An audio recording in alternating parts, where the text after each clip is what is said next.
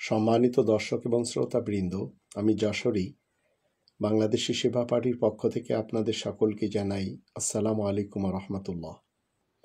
March for Yunus, এই যে একটি আন্দোলনের জন্য আমি যশোরী ডাক দিয়েছি, আপনারা কে কে থাকতে চান সেটি আপনাদের চিন্তা করতে হবে। তবে মনে রাখবেন, আমি ফিলিস্তিনের দুঃখী মানুষের সাথেই রয়েছি। তবে আমার এই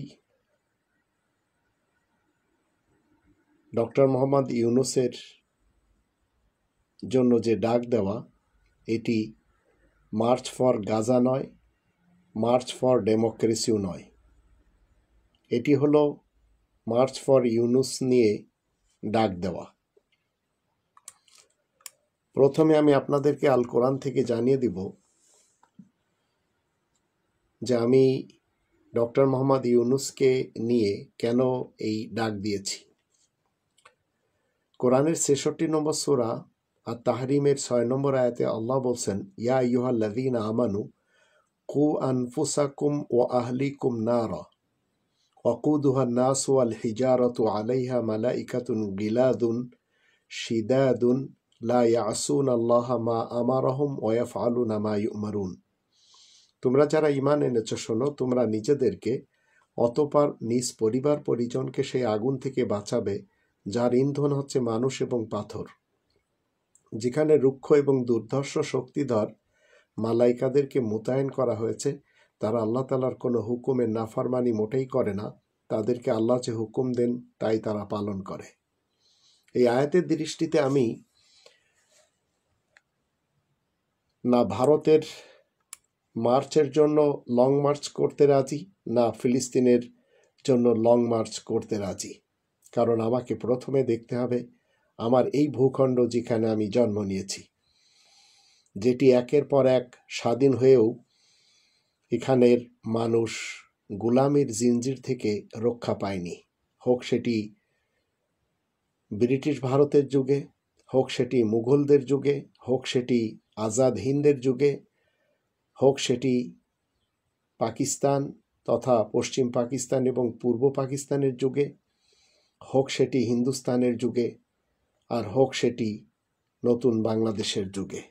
তাই আমি আপনাদের সকলকে বলতে চাই, ডক্টর মোহাম্মদ ইউনুস স্যার তিনি বলেছিলেন এদেশে ন্যায় বিচার কায়েম করতে হবে, আর ন্যায় বিচার কায়েম হলে সবাই সঠিক বিচার পাবে। ন্যায় বিচারে লেখা নেই যে হিন্দু, বৌদ্ধ, খ্রিস্টান বা মুসলমান এদের আলাদা আলাদাভাবে বিচার করতে হবে, না। তা আমি ডক্টর মোহাম্মদ ইউনুস স্যারকে বলতে চাই, ন্যায় বিচার নিয়ে এই রব্বানি প্ল্যানে ৫ নম্বর সূরা আল মায়েদার ৪৫ নম্বর আয়াতে আল্লাহ এভাবে বলে দিয়েছেন, ওয়া কাতাবনা আলাইহিম ফিহা আন্না নাফসা বিন নাফস ওয়াল আইনা বিল আইন ওয়াল আনফা বিল আনফ ওয়াল উযুনা বিল উযুন ওয়াস সিন্না বিস সিন ওয়াল জুরুহা কিসাস ফামান তাসাদ্দাকা বিহি ফাহুয়া কাফারাতুল্লাহ ওয়া মান লাম ইয়াহকুম বিমা আনজালাল্লাহু ফাউলাইকা হুমুজ জালিমুন। আর আমি মানুষের জন্য বিশেষ আইনে লিখে দিয়েছি, জানের বদলে জান, নাফসা বিন নাফসি, চোখের বদলে চোখ, নাকের বদলে নাক, কানের বদলে কান, দাঁতের বদলে দাঁত, আর সব রকমের জখমের বদলা ঠিক এই হিসেবে। কিন্তু যদি কেউ তা সদাকা করে দেয়, মাফ করে দেয়, তবে সেটা তো তার জন্য কাফারা, দাবি অনুযায়ী প্রতিদান হিসেবে গণ্য হবে। যে বিচারকেরা আল্লাহ তাআলা নাজিল করা বিধান মোতাবেক ফয়সালা দেয় না, এমন ধরনের বিচারক সমাজিত দুর্নীতি বা জালিম। এই আয়াতের মাধ্যম দিয়ে আমি শতাব্দী শ্রেষ্ঠ মির্জাফর খ্যাত আসিফ নজরুলকে বলতে চাই, যদি এই প্ল্যান মতে আপনি বিচার না করতে পারেন, এই কালে এবং পরকালে আপনাকে অনেক অপমান সহ্য করতে হবে, আল্লাহ তাআলার কাছে আপনাকে জবাবদিহি করতে হবে। ডক্টর মোহাম্মদ ইউনুস স্যার দেশকে গড়ার জন্য তিনি চান সংস্কার করতে। সংস্কারের জন্য আমি ৪ নম্বর সূরা আন-নিসার ৫৮ নম্বর আয়াত ওনাকে জানিয়ে দিতে চাই। আল্লাহ বলেন, ইন্নাল্লাহা ইয়া'মুরুকুম আন তুআদ্দুল আমানাতি ইলা আহলিহা ওয়াইদা হাকামতুম বাইনান নাসি আন তাহকুমু বিল আদল ইন্নাল্লাহা নি'ম্মা ইয়াইযুকুম বিহি ইন্নাল্লাহা কানা সামিআন বাসীরা। নিশ্চয় আল্লাহ তোমাদেরকে হুকুম দিচ্ছেন আমানত হিসেবে তোমরা যে কোনো পদে ওই লোকদেরকে বসাবে যারা সেই পদের উপযুক্ত, আর লোকদের মধ্যে মিটমাট করার সময় ন্যায় বিচার মোতাবেক ফয়সালা করবে। নিশ্চয় আল্লাহ কোরআন দ্বারা অতি উত্তম নিয়ামতের ওয়াজ করছেন। নিশ্চয় আল্লাহ সব শুনছেন, আল্লাহ সব কিছুতে দেখছেন। আশা করি এই আয়াতগুলিকে সামনে রেখে ডক্টর মোহাম্মদ ইউনূস স্যার তিনি দেশকে এগিয়ে নিয়ে যাবেন। এবার আসুন নির্বাচন নিয়ে যারা তাসবিহ পড়ছেন এই মুহূর্তে, নির্বাচন একটি ভাওতাবাজি। কেন ভাওতাবাজি তা আমি বুঝিয়ে আপনাদেরকে বলবো। আশা করি আপনারা এই ভাওতাবাজি বুঝতে পারবেন। ধরুন বাংলাদেশ মোট 100 জন ভোটার রাখে, এই দেশে 100 জন ভোটার আছে। তাদের মধ্যে বিএনপিকে ভোট দিল 30 জন মানুষ, আওয়ামী লীগকে ভোট দিল 25 জন মানুষ, জামাতকে ভোট দিল 20 জন মানুষ, জাতীয় পার্টিকে ভোট দিল 15 জন মানুষ, অন্যান্যদের ভোট দিল 10 জন মানুষ। তাহলে এখানে জয় কে? জয় নিশ্চিত বিএনপি। তার মানে দেশের 100 জনের মধ্যে মাত্র 30 জন লোক বিএনপিকে ভোট দিয়েছে, 70 জন লোক বিএনপিকে ভোট দেয় নাই। তো বেশিরভাগ লোক বিএনপিকে ভোট না দেওয়ার পরও বিএনপি জয়ী। তার মানে 100 জনের মধ্যে 30 জনের ম্যান্ডেট নিয়ে বিএনপি সরকার গঠন করবে। এটাই ভাওতাবাজি।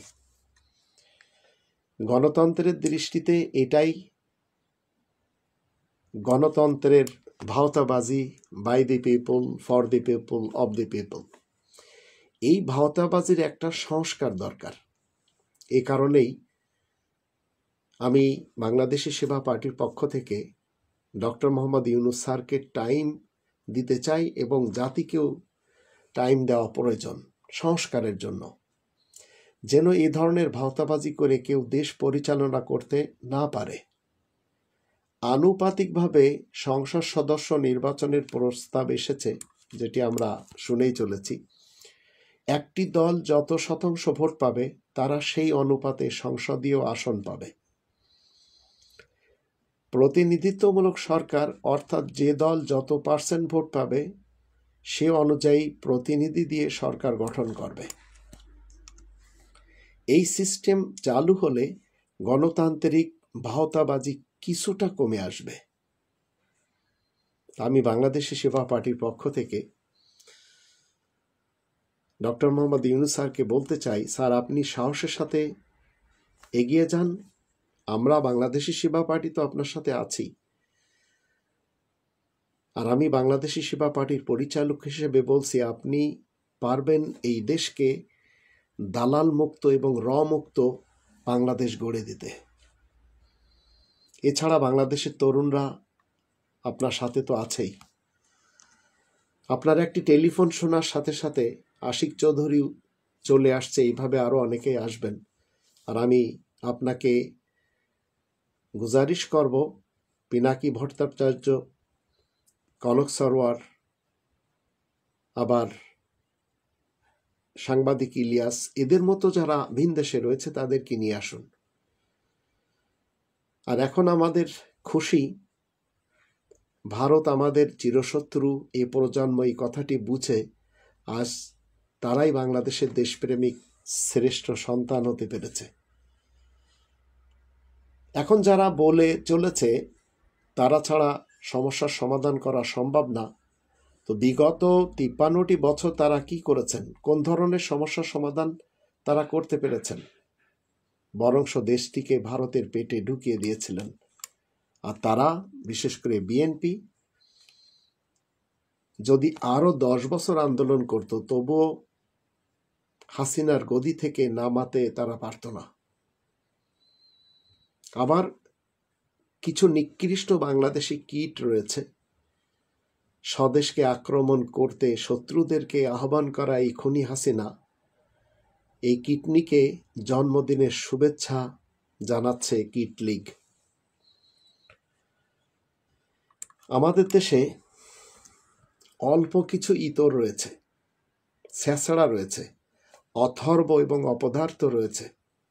এরা ব্যতীত দেশের প্রায় সব মানুষই ডক্টর মোহাম্মদ ইউনূস স্যারকে যাবজ্জীবন ক্ষমতা দিয়ে রেখেছেন। অর্থাৎ তিনি না চাইলেও তাকে যাবজ্জীবন সশ্রম ক্ষমতা ভোগ করতে হবে। 18 কোটি মানুষের দেশে 1 কোটির কম জঘন্য এই অপদার্থ, এই চেঁচামেচি করা কিছু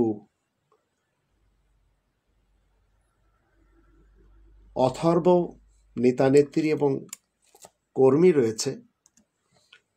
এই স্বল্প সংখ্যক অপরিণামদর্শী দেশদ্রোহীর স্বর ভেঙ্গে গঙ্গানি উঠতে বেশি সময় লাগবে না। তাই আপামর জনসাধারণের আস্থা এই মুহূর্তে আল্লাহ তাআলার পরে ডক্টর মোহাম্মদ ইউনূস স্যারের উপর। আর তিনি কন্টিনিউ দেশের কল্যাণের জন্য কাজ করে চলেছেন। ওনার পিছনে কাজ করে যে কেউ ইতিহাসের অংশ হতে পারে, আবার ওনার পিছনে লেগে আস্থা করেও নিক্ষিপ্ত হতে পারে কেউ কেউ। যে কেউ ওনাকে নিয়ে সামান্যতম নেগেটিভ কিছু বললেই সামাজিক যোগাযোগ মাধ্যমে পাবলিক রিয়াকশন সেই লোকের বিরুদ্ধে প্রায় সব ক্ষেত্রে 90% দেখা যায়। অথচ এই বাস্তবতা দেখেও পরের অপদার্থগুলো আগের অপদার্থগুলোর এই দুঃখজনক বিরুদ্ধাচারণ বা বিরুদ্ধবাদিতা থেকে শিক্ষা গ্রহণ করে না। খুনি হাসিনার থেকে শিক্ষা গ্রহণ করছে না খুনি খালেদা এবং তার দাসদাসীরা। কি আশ্চর্য এদেশের আহম্মকি! বিএনপি এবং আওয়ামী লীগ এরা মূলত যমজ দুই ভাই। এদের দুজনকে আমি উদাহরণ হিসেবে আপনাদেরকে দিব। এদেশের মানুষ কেন সত্যকে খুঁজে পায় না? এই উদাহরণ থেকে আপনাদের বুঝতে হবে, সত্য এবং মিথ্যাকে যদি আমরা যমজ দুই ভাই মনে করি, তা না হলে কেন একজনকে ডাকলে অন্যজন অটোমেটিক চলে আসে? যেমন আমাদের দেশে উলামা লীগ এবং উলামা দল রয়েছে। বিএনপি মানে বাংলাদেশ ন্যাশনালিস্ট পার্টি, আবার বিএল বাংলাদেশ আওয়ামী লীগ। এই উলামা লীগ আর উলামা দল এরা কখনো এই পার্টি কখনো ও পার্টি, এই কাজ এরা করেই চলেছে। জামাত শিবিরও সাথে রয়েছে। ভাই না হলেও অন্তরঙ্গ বন্ধু, এতে কোনো সন্দেহ নেই। সৃষ্টির শুরুতে এরা একসাথে ছিল। এখন সত্য কেন আড়ালে থাকে গল্পটা একটু জেনে নিন আর একটু শুনে নিন। একটি হচ্ছে কোরআনের মহাসত্য, আর এর বিপরীত মহামিথ্যা। একদিন সত্য আর মিথ্যা একটা পরিষ্কার কুয়ার পাশে বসেছিল। মিথ্যা বলল, চলো গোসল করি। সত্য পরিষ্কার পানি দেখে রাজি হলো। দুজনে পোশাক ছেড়ে নেমে পড়ল কুয়ায়। গোসলের মাঝপথে দুজন ডুবের প্রতিযোগিতা খেলছিল। সত্যকে ডুবে রেখে মিথ্যা কুয়া থেকে উঠে সত্যের পোশাক পরে পালিয়ে গেল। সত্য ডুব থেকে উঠে দেখে মিথ্যা নাই, তার পোশাকও নাই। রেগে সত্য বের হলো মিথ্যাকে খুঁজতে, কিন্তু উলঙ্গ সত্যকে দেখে সিসি করে ধিক্কার দিতে লাগলো সমাজের মানুষ। এমনকি তেড়েও এলো মারতে। সত্য অনেক চেষ্টা করেও তাদেরকে প্রকৃত ঘটনা বুঝাতে ব্যর্থ হলো। শেষে রাগে দুঃখে অপমানে ফের কুয়ায় নেমে গেল সত্য। তারপর থেকে সত্য আর কখনো লোকালয়ে আসতে পারছে না। আমরা সত্য বলে যাকে দেখেছি, সে আসলে সত্যের পোশাক পরা মিথ্যা। সত্যকে পেতে হলে সেচ দিয়ে কুয়ো পানি শূন্য করতে হবে এবং সমাজের সত্যকে আসল সত্যের মুখোমুখি করে প্রকৃত সত্যের অভিমান ভাঙাতে হবে। হয়তো সত্য আড়ালে থাকার কারণে আপনারা যারা আমার শুনছেন, আমার এই উদাহরণও মিথ্যা হয়ে যাবে। আমি ডক্টর মোহাম্মদ ইউনূস স্যারের সততার কারণে ভালোবাসি, আর তার সততার কারণে আজকে আমরা সম্মান পাচ্ছি, ভালো আছি।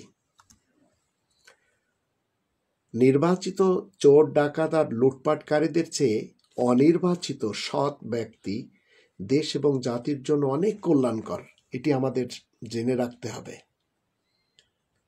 সন্ত্রাসী যেই হোক না কেন, দেশপ্রেমিক ছাত্র জনতার সাথে কোনো আপোষ নেই, কোনো আপোষ আর করা যাবে না।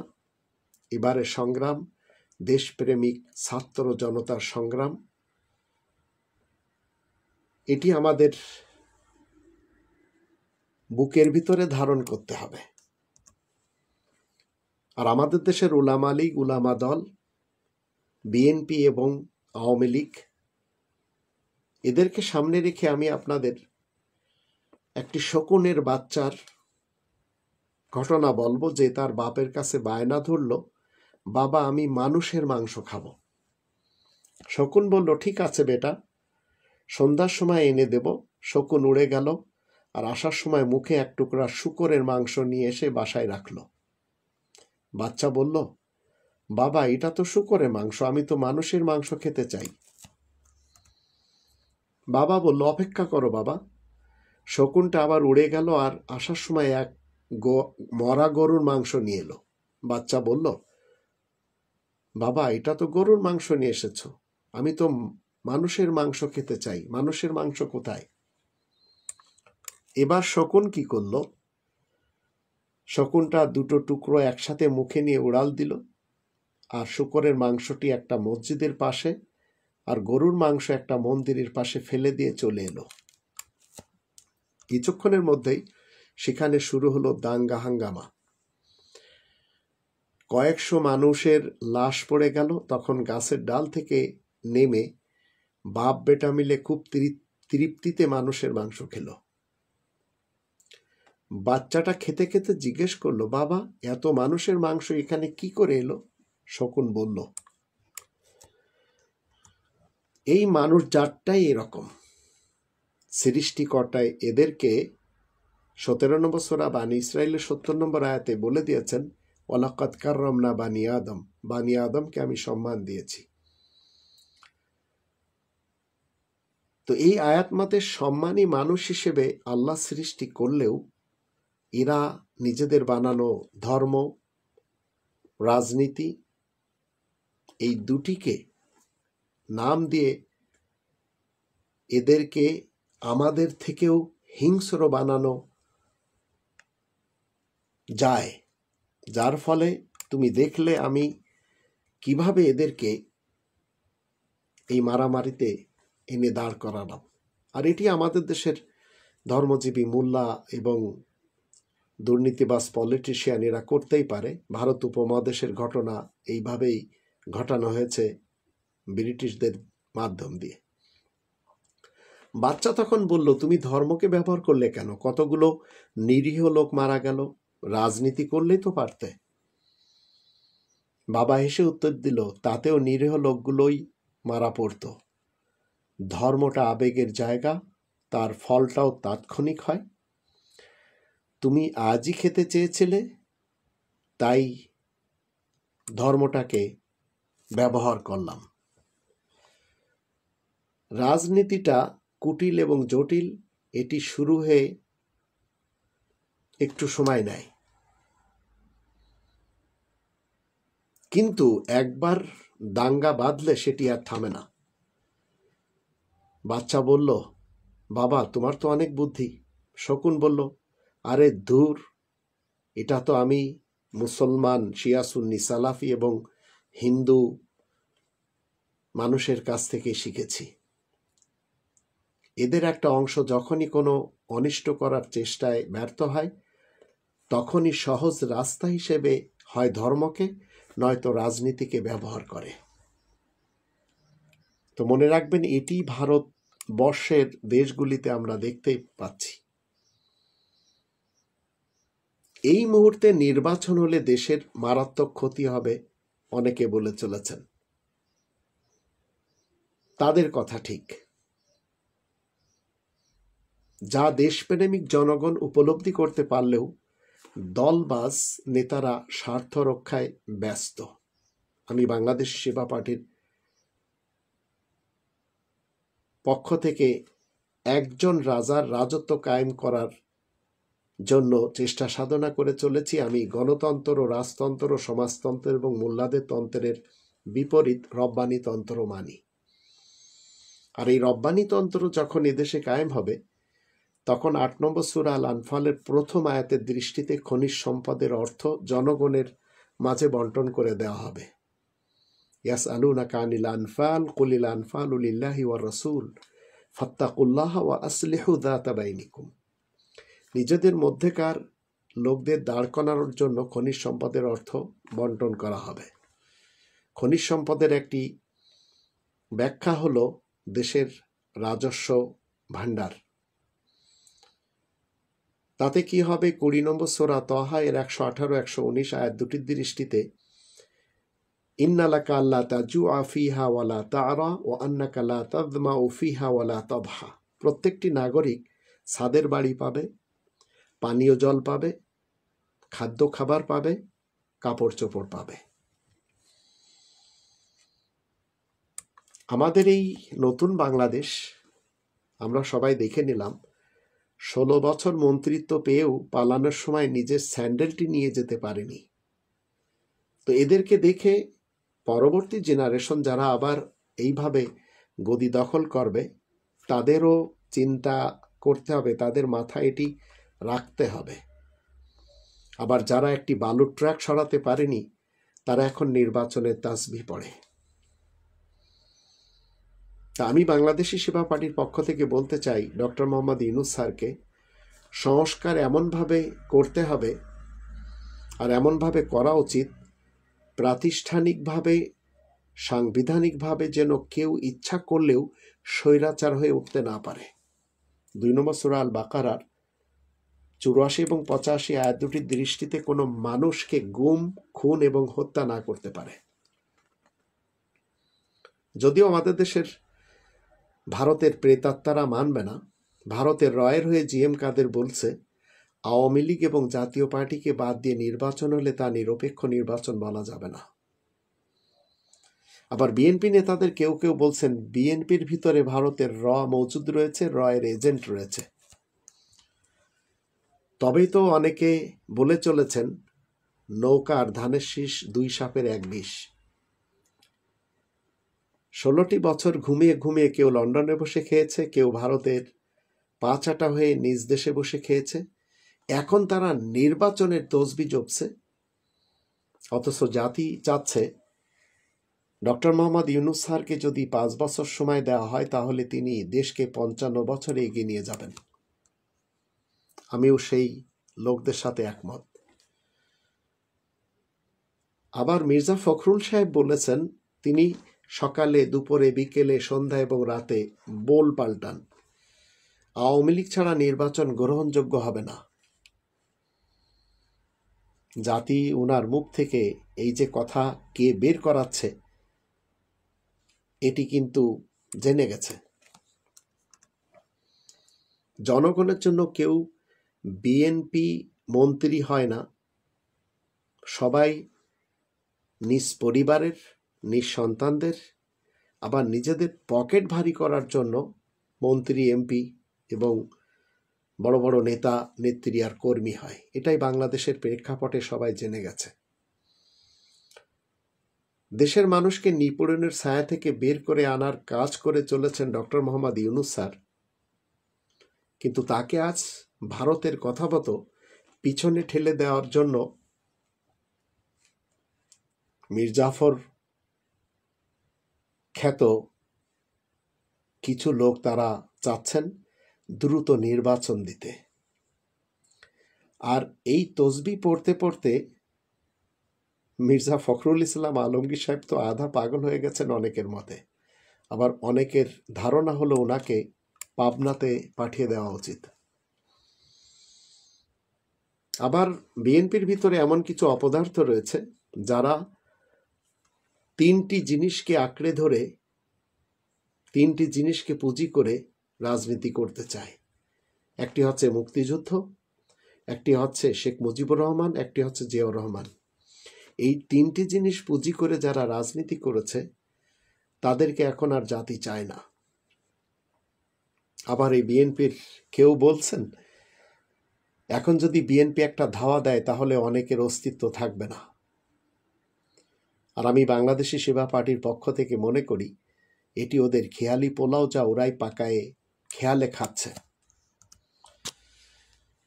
আমি বাংলাদেশি সেবা পার্টির পক্ষ থেকে বলতে চাই, এরকম একটি সরকার বাংলাদেশ কখনো দেখে নাই, যাকে দেশের সবাই পছন্দ করছে, আন্তর্জাতিকভাবেও সবাই সাপোর্ট করে চলেছে। আর তিনি হলেন ডক্টর মোহাম্মদ ইউনূস। বিএনপির দুদু সাহেব বলেছেন, বিএনপি রাস্তায় নামার আগে নির্বাচন দেন, না হলে হাসিনার দিকে তাকান। এটি কেন বলছেন?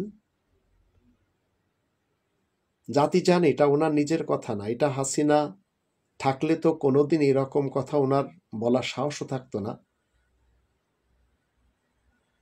কিন্তু ইনার মুখ থেকে ভারতের বলাচ্ছেন। রুমিন ফারহানা তিনি বলেছেন, টেন্ডারবাজি, চাঁদাবাজি, জমি দখল এত বেশি করছে বিএনপি নেতাকর্মীরা যে এদেরকে কন্ট্রোল করা যাচ্ছে না। বিএনপির নেতা কর্মীরা তারেক রহমানের জন্য এখন চাঁদা কালেকশন করছে এবং বলছে কি তারেক ভাই আসবে তাই টাকা দিন। এটাই কিন্তু বিএনপি যারা করে, যুব দল বলেন, এদেরই ছাত্র দল, এদেরই এটি হচ্ছে সিম্বল। যারা বলে চলেছেন রাজনীতিবিদদের অনেকে যে ডক্টর মোহাম্মদ ইউনূস দেশকে ধ্বংস করে দিয়ে চলেছেন, তাহলে তাদের কথাই যদি সঠিক হয়, তার অধীনে সুষ্ঠু নির্বাচন আপনারা কেমনে মানবেন? আবার ডিসেম্বর পর্যন্ত অপেক্ষাও বা কেন? আপনারা দেশকে ভালোবেসে থাকলে তাহলে কেন আপনারা মাঠে নামছেন না? আপনাদের কথা মতে যদি আপনারা দেশ এবং জনগণকে ভালোবাসেন তাহলে সরকারকে নিয়ে মাঠে নামুন। দেখুন জনগণ আপনাদের পক্ষে থাকে না আপনাদের বিপক্ষে, তারাও মাঠে নামে। তো এই কথাগুলি আপনারা কেন বলে চলেছেন?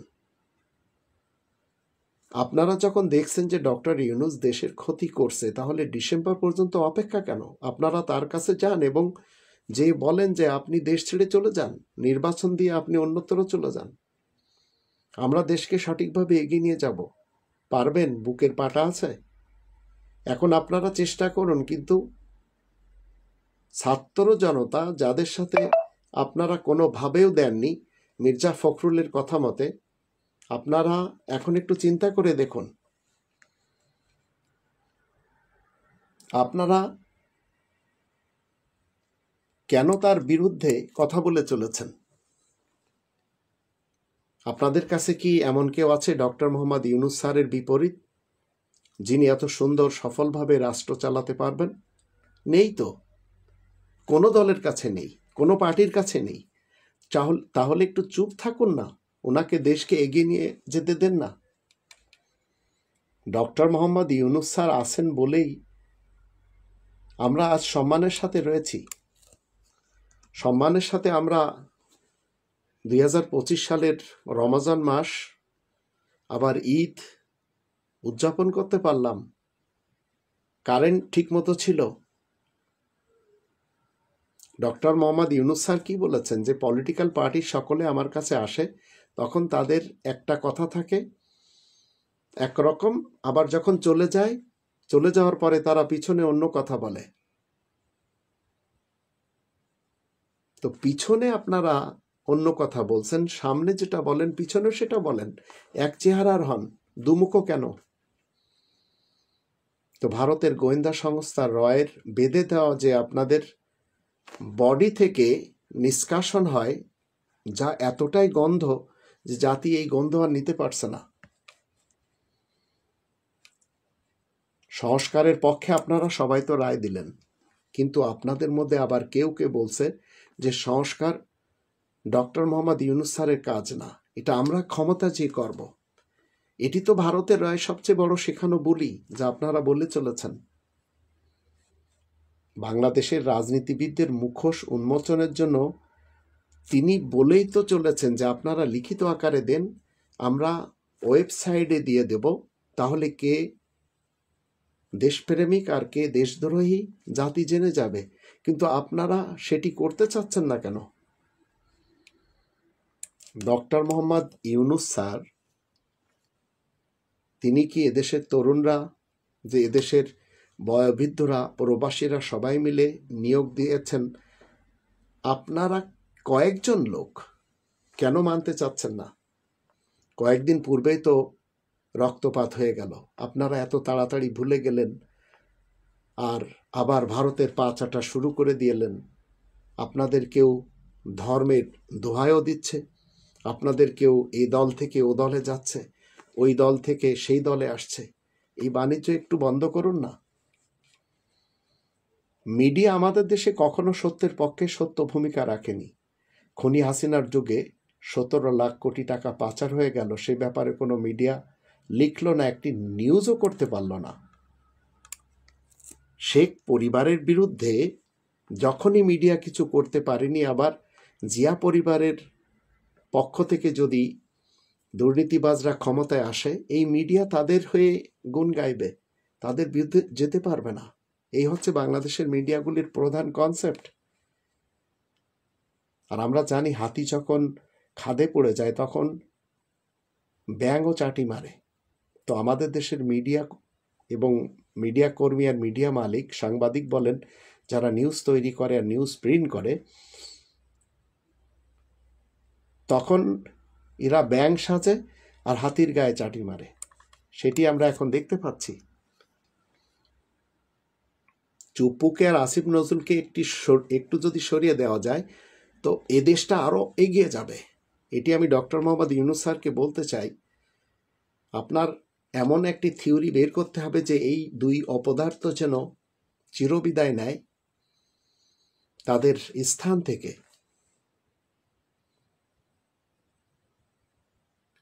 জায়েদ খানকে আমরা জানি তিনি ডিগবাজিতে সেরা, আর বিএনপিকে এখন সবাই জানতে পারছে যে পোল্টিবাজিতে সেরা। আর দেশপ্রেমিক জনতা এখন এগুলি, ডিগবাজি আর পোল্টিবাজি, এগুলি আর পছন্দ করছে না। তো সবাই এখন কি বলছেন মির্জা সাহেবকে? মির্জা আব্বাস বলেন, মির্জা ফখরুল বলেন, মির্জা সাহেবরা কি পারবেন তাদের ফাজলামি বাদ দিয়ে এস আলমের পাচার করা টাকা ফেরত আনতে? পারবে না। এমনকি তারা ক্ষমতায় গেলেও পারবে না, দেশই তো চালাতে পারবে না, যোগ্যতা তো এদের কারণ নেই। তাহলে এত নির্বাচনের বুলি কেন দিচ্ছেন আপনারা? ভারতের পশ্চিমবঙ্গের যে মিডিয়া, বিজেপি যত মিডিয়া, ভারতের প্রায় সবকটি গণমাধ্যম এদেশের বিরুদ্ধে অপপ্রচার কিন্তু চালিয়ে যাচ্ছে, আমরা দেখেই চলেছি। তো ভারতের হয়ে কেউ কেউ বাংলাদেশের জরুরি অবস্থা জারির উকালাতেও করছেন। শুধু তাই নয়, জরুরি অবস্থা জারিতে সেনাবাহিনী নাকি দৃঢ় সমর্থন দেবে বলেও তিনি আশাবাদী। ইন্ডিয়া টুডে নামক ভারতের বহু প্রচারিত গণমাধ্যমে তিনি বলেন, রাষ্ট্রপতি শাহাবুদ্দিন সংবিধানের 141 অনুচ্ছেদ ব্যবহার করে জরুরি অবস্থা জারি করতে পারেন, আর এক্ষেত্রে সেনাপ্রধান ওয়াকারুজ্জামান তাকে দৃঢ়ভাবে সমর্থন করতে পারেন। এই খবর ভারতের পত্রিকায় ছাপছে। ফলে রাষ্ট্রপতি অন্তর্বর্তী সরকার বাতিল করে দ্রুত অন্তর্ভুক্তিমূলক নির্বাচনের আয়োজন করতে পারবেন। সেনাবাহিনী সন্ত্রাসী অপরাধীদের কঠোর হস্তে দমন করতে পারবে এবং সুষ্ঠু নির্বাচনের জন্য সঠিক পরিবেশ সৃষ্টি করতে পারবে। যে ভারত বারবার বাংলাদেশকে অস্থিতিশীল করার জন্য সেনাবাহিনীকে উস্কানি দিয়েছে, এখনো দিয়েই চলেছে, সেই সেনাপ্রধান জেনারেল ওয়াকারুজ্জামান গত 13 এপ্রিল বৌদ্ধ সম্প্রদায়ের সম্প্রীতি ভবনে ভিত্তি প্রস্তর স্থাপন অনুষ্ঠানে প্রধান উপদেষ্টা ডক্টর মোহাম্মদ ইউনূস স্যারকে ভূয়সী প্রশংসা করেছেন। তিনি বলেছেন, প্রধান উপদেষ্টা ডক্টর ইউনূস এ সম্প্রীতি ভবন নির্মাণে তাকে সেনাপ্রধানকে অনুপ্রাণিত করেছে। এজন্য সেনাপ্রধান বলেন তিনি ডক্টর ইউনূসের প্রতি কৃতজ্ঞ। অথচ ভারতের পত্রপত্রিকা এবং খবর বলছে ভিন্ন। তো ভারত যখন বুঝলো কোনোভাবেও ইন্টারিম সরকারকে হটানো যায় না, তখন তারা অর্থনৈতিক অস্ত্র প্রয়োগ করলো। তারা নেপাল ও ভুটান ছাড়া পৃথিবীর অন্য সব দেশে বাংলাদেশের ট্রান্সশিপমেন্ট সুবিধা একতরফাভাবে বাতিল করল। তৎক্ষণাৎ ডক্টর মোহাম্মদ ইউনূস স্যার এবারও এতটুকু বিচলিত না হয়ে সিলেট বিমানবন্দর দিয়ে অধিক পরিমাণ কার্গো বিমান চলাচলের নির্দেশ দেন। একই সঙ্গে তিনি শাহজালাল বিমানবন্দরের 3rd টার্মিনাল উদ্বোধন 1 বছরের মধ্যে সম্পন্ন করার নির্দেশ দিয়েছেন। ভারত বুঝতে পারছে ইন্টারিম সরকার এবং ডক্টর মোহাম্মদ ইউনূসকে কোনো অবস্থাতে নত করা সম্ভব না। সেজন্য তারা মনে করছে নির্বাচন ছাড়া ডক্টর ইউনূসকে সরানো সম্ভব না। তাই তারা বাংলাদেশের নির্বাচন দ্রুত অনুষ্ঠান করার জন্য উঁচু গলায় কথা বলছে। বাংলাদেশে কবে নির্বাচন হবে, কিভাবে নির্বাচন হবে, সেটি একান্তই বাংলাদেশের আভ্যন্তরীণ ব্যাপার। কিন্তু ভারতের যারা পা চাটে তাদের দিয়ে তসবি পড়ানো হচ্ছে। তো এ ব্যাপারে ভারত কথা বলার কে? সাধারণভাবে ভারতের এবং বিশেষভাবে পশ্চিমবঙ্গের কথাবার্তা দেখে মনে হচ্ছে বাংলাদেশে নির্বাচনটাই যেন তাদের অর্থাৎ ভারতের একমাত্র এজেন্ডা। বাংলাদেশের সেনাপ্রধান জেনারেল ওয়াকারুজ্জামান বলেছিলেন, সরকার সর্বোচ্চ 18 মাসের মধ্যে নির্বাচন দেবে। বিদেশি একাধিক দৈনিক পত্রিকা এবং নিউজ এজেন্সির কাছে প্রদত্ত সাক্ষাৎকারে ডক্টর মোহাম্মদ ইউনূসও এই রকম কথা বলেছেন, অর্থাৎ 18 মাসের মধ্যে নির্বাচন হবে। ওইভাবে হিসাব করে তখন অনেক ধারণা করেছিলেন অনেকে যে এই 18 মাস শেষ হবে আগামী বছরের জুনে। তো আমাদের আভ্যন্তরীণ বিষয়ে ভারত নাক গলানোর নয়, রীতিমতো সরাসরি হস্তক্ষেপ করে চলেছে। কেন করছে? রাইজিং ভারত নামক একটি ভারতীয় গণমাধ্যমে ভারতের পররাষ্ট্রমন্ত্রী এস জয়শঙ্কর বলেছেন, বাংলাদেশ নিয়ে ভারতের অনেক উদ্বেগ রয়েছে। এর মধ্যে 3টি হলো ভারতের বিরুদ্ধে বাংলাদেশকে রেটরিক, এখানে রেটরিক বলতে তিনি বিষোদ্গার বুঝিয়েছেন। অপরটি হলো র্যাডিকালিজম, এখানে র্যাডিকালিজম বলতে ইসলামিক চরমপন্থা বুঝিয়েছেন। আর তৃতীয়টি কি? সেটি হলো মাইনরিটি পারসিকিউশন, অর্থাৎ সংখ্যালঘুদের উপর অত্যাচার। তো জয়শঙ্কর আরও বলেন, গণতন্ত্রের মূল কথা হলো নির্বাচন। নির্বাচনের মাধ্যমে জনগণের রায় নেওয়া হয় বা রায় রিনিউ করা হয়। রিনিউ শব্দটি জয়শঙ্করের ভাষা। তাই ভারতীয় পররাষ্ট্রমন্ত্রীর বক্তব্য, বাংলাদেশ সরকার যত দ্রুত সম্ভব নির্বাচন দিক। এর আগে তাদের পররাষ্ট্র মন্ত্রণালয়ের মুখপাত্র রণধীর জয়সওয়াল বলেছেন, বাংলাদেশ গণতন্ত্রে উত্তরণের জন্য একটি অন্তর্ভুক্তিমূলক নির্বাচন দিক। বলা বাহুল্য, অন্তর্ভুক্তিমূলক নির্বাচন বলতে তারা সব রাজনৈতিক দল অর্থাৎ আওয়ামী লীগের অংশগ্রহণকেই বুঝিয়েছেন। এর কিছুদিন আগে ভারতের সেনাপ্রধান জেনারেল ত্রিবেদী যা বলেছেন সেটি আরও মারাত্মক। তিনি বলেন, ভারতের আর্মির সঙ্গে বাংলাদেশের আর্মির যোগাযোগ কোনো সমস্যা নেই, কিন্তু সরকারের সঙ্গে ভারতের স্বাভাবিক সম্পর্ক গড়তে গেলে নির্বাচিত সরকারের সঙ্গে গড়তে হবে। অন্য কথায় তারা ডক্টর মোহাম্মদ ইউনূস সরকারকে স্বীকৃতি দিতেই চাননি। সেজন্যই গত সেপ্টেম্বরে নিউ ইয়র্কে ডক্টর ইউনূস স্যারের সঙ্গে নরেন্দ্র মোদী দেখা করেননি। থাইল্যান্ডে সদ্য সমাপ্ত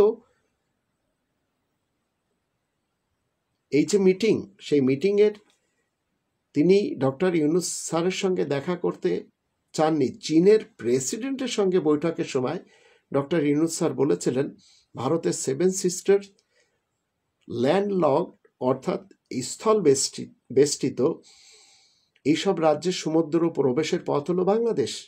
বাংলাদেশ এ জল প্রধানের অভিভাবক। এ মন্তব্যের কারণে নরেন্দ্র মোদী ডক্টর ইউনূসের সঙ্গে বৈঠক করেছেন। ডক্টর ইউনূসের এই দুটি মন্তব্য ভারত দারুণ চটেছে, কিন্তু এতে গোসা করার কি আছে? সেভেন সিস্টার তো স্থল বেষ্টিত। আসলে ভারতের মাথা ব্যথা অন্যত্র। প্রেসিডেন্ট শি জিনপিং এর সঙ্গে বৈঠকের সময় ডক্টর ইউনূস তার ভীষণ তুলে ধরেছিলেন। তিনি কি বলেছিলেন? নেপাল, ভুটান, বাংলাদেশ, আরাকান এবং সেভেন সিস্টার্স নিয়ে একটি অর্থনৈতিক অঞ্চল গড়ে তুলবে।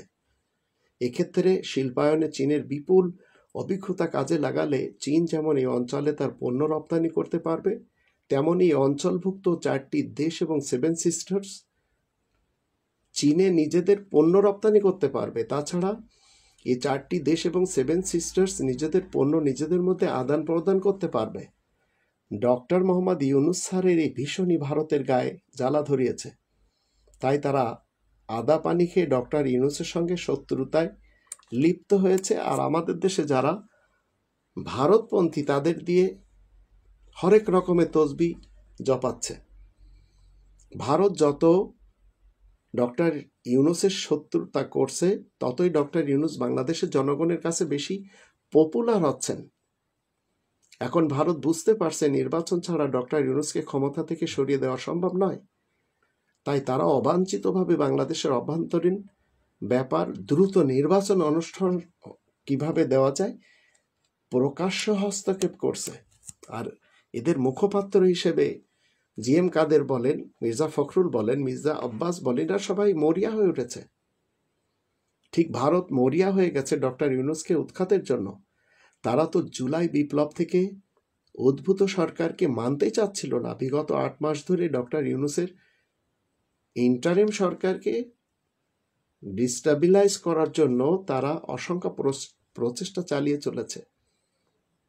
ভারতের লোকাল এজেন্ট, আওয়ামী লীগের কর্মী বা সমর্থক যারা দেশের মধ্যে ঘাপটি মেরে বসে আছে, তারা ছোটোখাটো আন্দোলনে অনুপ্রবেশ করে আইন শৃঙ্খলা পরিস্থিতির অবনতি ঘটানোর চেষ্টা করে চলেছে। যদিও আমাদের দেশের এখন ডিএমবি প্রধান তিনি সুন্দর সুন্দর পদক্ষেপ নিচ্ছেন যেন তারা সর্বদা ব্যর্থ হয়, আর ব্যর্থ হয়েই চলেছে। যারা বলছে নির্বাচিত সরকার দরকার এবং ইউনূস সরকার ব্যর্থ, তাহলে তারা কেন তার উপরে আস্থা রেখে বসে আছে? রয়ের সঙ্গে মিটিং করে বাংলাদেশে রাজনীতি করা থেকে আমাদের ভারতপন্থীদের বিরত থাকতে হবে। প্রতিবেশী দেশ ভারতের গোয়েন্দা সংস্থা রয়ের কাছ থেকে প্রেসক্রিপশন নিয়ে এদেশে এসে বাংলাদেশে রাজনীতি করতে যারা চায়, তারা কোনোভাবেও এদেশের ভালো কিছু চায় না। এটি আমাদের সবসময় মনে রাখতে হবে। ভারতের প্রধানমন্ত্রী, পররাষ্ট্রমন্ত্রী এবং পররাষ্ট্র সচিব বলেছেন, ভারত পিপল টু পিপল, অর্থাৎ ভারতের জনগণের সঙ্গে বাংলাদেশের জনগণের সম্পর্ক রচনা করবে। এমন কথা কিন্তু মধুর বাক্য নয়। ওদের কথা এবং কাজে কোনো কালেও মিল পাওয়া যায়নি এবং যাবেও না। তো বাংলাদেশের কোটি কোটি মানুষ ছাত্র নেতাদের নেতৃত্বে শেখ হাসিনাকে তাড়িয়েছে। পৃথিবীর কোনো দেশ হাসিনাকে গ্রহণ করতে রাজি হয়নি। এটিও ভারতের অনেকে এখন মুখ খুলে বলেও চলেছেন। শেখ হাসিনা ভারত থেকে এসেছিলেন, আবার ভারতেই আল্লাহ তাআলা তাকে ফিরিয়ে দিলেন। তবে ডক্টর মোহাম্মদ ইউনূস স্যার বলেছিলেন, শেখ হাসিনা সেখানে থাকতে পারেন, তবে তাকে চুপ থাকতে হবে। কিন্তু ভারত সে কথায় কর্ণপাত করেনি। শেখ হাসিনা 2-4 দিন পরপরই তার অডিও মেসেজ ইউটিউবে আপলোড করে। এই আপলোড করার কারণে সর্বশেষ এই মেসেজে সোজা সাপটা আওয়ামী লীগ কর্মীদের নির্দেশ দিয়েছেন তারা যেন এবার পাল্টা আঘাত করে। আগে যেমন লগি বৈঠক তাণ্ডবে মানুষ মরেছে, এবার আবার চায়। অথচ আওয়ামী লীগ যারা করে চলেছে তারা একটু চিন্তা করতে রাজি না যে তাদের কোনো একটি অনুষ্ঠানে আওয়ামী লীগের বা শেখ পরিবারের কেউ আসবে না, বড় বড় কেউ আসবে না, সবাই পলাতক আর নিজ দেশে কেউ ঘুমটি মেরে আছে, আবার বাকিরা তো সব জেল খাটছে। তো বিভিন্ন গণমাধ্যমে খবর এসেছে ভারতে এখন 1 লাখ আওয়ামী কর্মী এবং সমর্থক অবস্থান করছে। এদের অধিকাংশ পশ্চিমবঙ্গে অবস্থান নিয়েছে, বাকিরা ত্রিপুরা, আসাম এবং দিল্লিতে আস্তানা গেড়েই চলেছে। কেন এদের শেল্টার দেওয়া হচ্ছে? শেখ হাসিনা ক্যাপ্টেন মাজেদকে ফেরত চেয়েছিলেন, ভারত ফেরত দিয়েছে এবং ক্যাপ্টেন মাজেদকে শেখ হাসিনা ফাঁসিও দিয়েছেন। তাহলে আইন আনুক বিচারের জন্য শেখ হাসিনা সহ বাংলাদেশের পলাতক সাবেক মন্ত্রী এবং এমপি যারা ভারতে রয়েছে তাদেরকে ফেরত দিবে না কেন? এটি বাংলাদেশের 18 কোটি মানুষের প্রশ্ন ভারতের কাছে। ভারত যখন তখন বাংলাদেশের হিন্দুদের উপর নির্যাতনের কথা বলে। এখন বাংলাদেশকেও দাবি করতে হবে ভারত যেন সে দেশের 20 কোটি মুসলমানদের উপর আর নির্যাতন না করে, শিখদের উপরেও নির্যাতন না করে, খ্রিস্টানদের উপরেও এবং বৌদ্ধদের উপরেও নির্যাতন না করে। মুসলমানদের উপর ভারতের নির্যাতনের কাহিনী বলতে গেলে একটি মহাকাব্য রচনা করা যেতে পারে। বাংলাদেশের হিন্দুদের উপর কোনো নির্যাতন হচ্ছে কিনা সেটি তারা সঠিকভাবে জানেও না, কিন্তু ভারতের মুসলমানদের উপর নির্যাতনের ধারাবাহিকতায় সর্বশেষ সংযোজন হলো ওয়াকফ আইন বাতিল। ভারতের সমগ্র মুসলমান সমাজ সেখানে অনেকটা দ্বিতীয় শ্রেণীর নাগরিকের মতো বসবাস করছে। এ ব্যাপারে প্রয়োজন হলে বাংলাদেশ থেকে আওয়াজ তুলতে হবে। আর যেন সে দেশে সংখ্যালঘু যারাই রয়েছেন, শুধু মুসলমান বলেই কথা না, এই হিন্দুত্ববাদী নিপীড়নের শিকার যেন না হয়।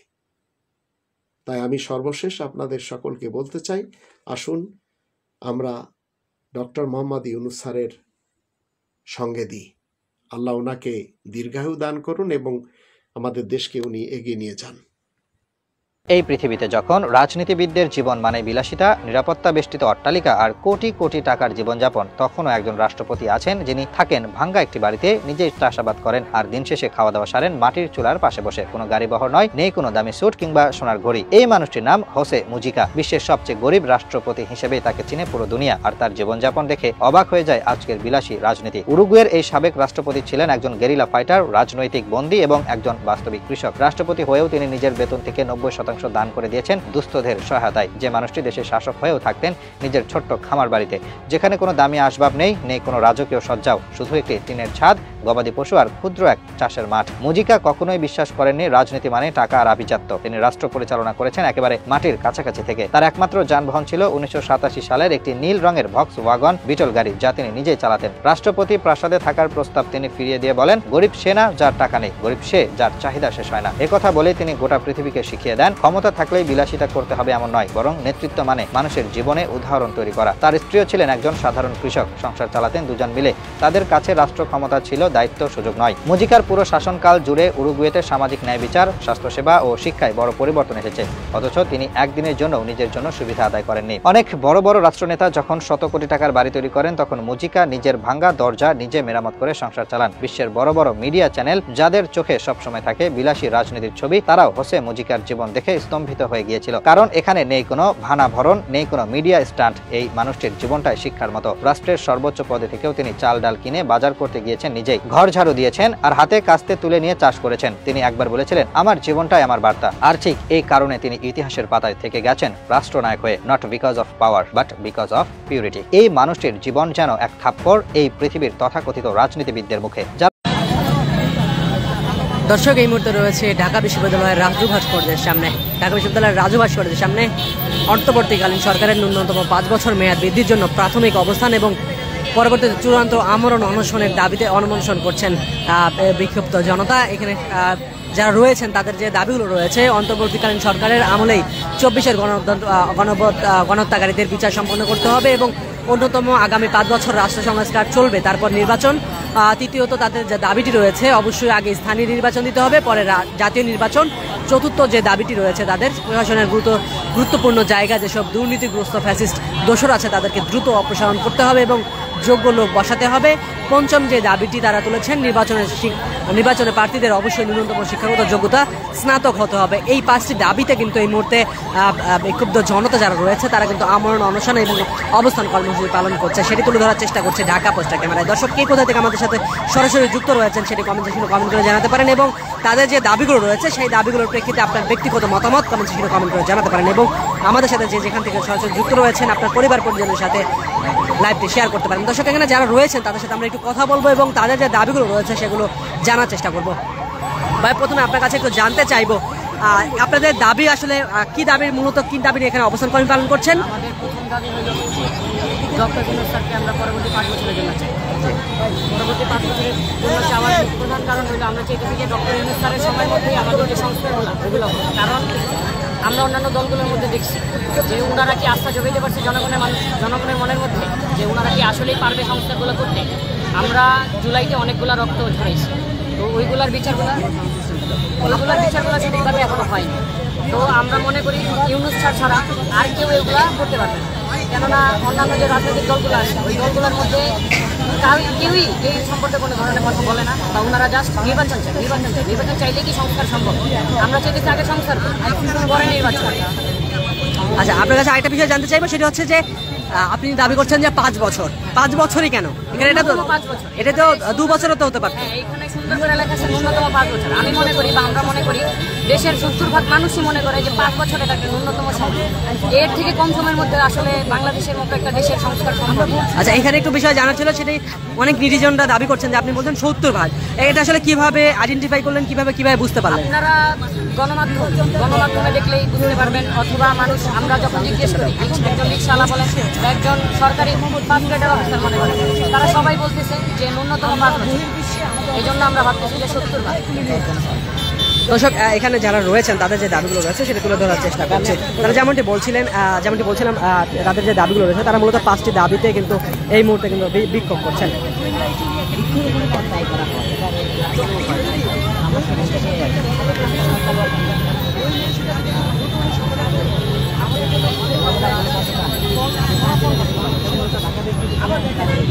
দর্শক, যেমনটি বলছিলাম তারা মূলত 5টি দাবিতে এই মুহূর্তে অবস্থান করছেন এবং আমরণ অনশন করছেন, এবং তাদের যে দাবিগুলো রয়েছে সেগুলো আবারও জানানোর চেষ্টা করছি, ঢাকা পোস্টার ক্যামেরায়। তাদের যে দাবিগুলো রয়েছে, অন্তর্বর্তীকালীন সরকারের আমলে 24-এর গণহত্যাকারীদের বিচার সম্পন্ন করতে হবে, ন্যূনতম আগামী 5 বছর রাষ্ট্র সংস্কার চলবে, তারপর নির্বাচন, অবশ্যই আগে স্থানীয় নির্বাচন দিতে হবে, পরে জাতীয় নির্বাচন, প্রশাসনের গুরুত্বপূর্ণ জায়গা যেসব দুর্নীতিগ্রস্ত ফ্যাসিস্ট দোষর আছে তাদেরকে দ্রুত অপসারণ করতে হবে এবং যোগ্য লোক বসাতে হবে। পঞ্চম যে তাদের যে দাবি রয়েছে, নির্বাচনের প্রার্থীদের অবশ্যই ন্যূনতম শিক্ষাগত যোগ্যতা স্নাতক করতে হবে। তাদের এই 5টি দাবিতে তারা কিন্তু এই মুহূর্তে গণ অনশন করছেন, এবং তাদের সাথে আমরা কথা বলবো এবং তাদের যে দাবিগুলো রয়েছে এবং তাদের যে দাবিগুলো রয়েছে সেটা তুলে ধরার চেষ্টা করছে। ভাই, আপনার কাছে একটু জানতে চাইবো, আপনারা যে এখানে অবস্থান কর্মসূচি পালন করছেন, দাবিগুলো যদি একটু বলতেন, এবং এখানে যে বলছেন ন্যূনতম 5 বছর, এখানে ন্যূনতম 5 বছরই কেন? এটি 10 বছর হতে পারতো কিংবা 2 বছর হতে পারতো।